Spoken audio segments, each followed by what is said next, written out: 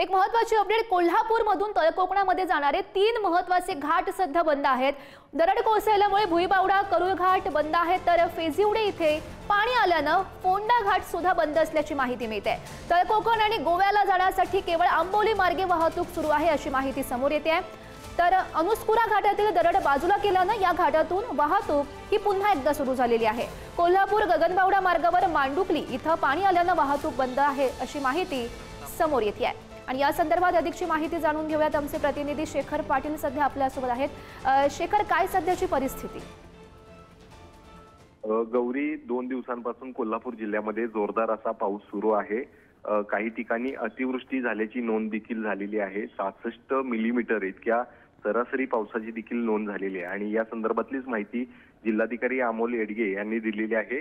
आपण जर बघितले तर कोल्हापुरातून तळ कोकणात जाणारे जे महत्त्वाचे 3 घाट आहेत ते देखील आता दरड कोसळल्यामुळे आणि काही ठिकाणी पाणी आल्यामुळे बंद आहेत, ज्यामध्ये भुईबावडा घाटाचा समावेश आहे, करूळ आणि फोंडा घाटाचा, या 3 महत्त्वाच्या घाटांचा आता समावेश आहे। मात्र कोकणात आणि गोव्याला जाण्यासाठी केवळ एकच घाट, जो आंबोली महत्त्वाचा घाट मानला जातो, तो सध्या सुरू आहे।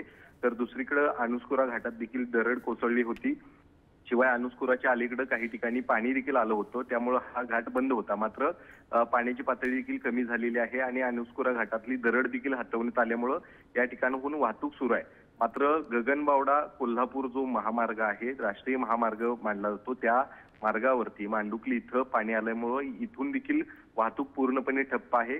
कोल्हापूर जिल्ह्यात सध्या अजूनही मुसळधार अशा पद्धतीचा पाऊस सुरू आहे। धरण क्षेत्रात जोरदार पाऊस सुरू आहे, त्यामुळे धरणातून सुद्धा मोठ्या प्रमाणात पाण्याचा विसर्ग सुरू केलेला आहे।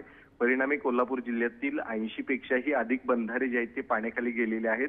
पंचगंगा नदी विशेष करून आता इशारा पातळीकडे वाटचाल करताना दिसते, कारण 36.5 फूट इतकी पाण्याची पातळी झालेली आहे आणि कोल्हापूरची पंचगंगा नदीची इशारा पातळी 39 फूट इतकी आहे। या सगळ्या घडामोडींवर, परिस्थितीवर असंच लक्ष ठेवून राहा।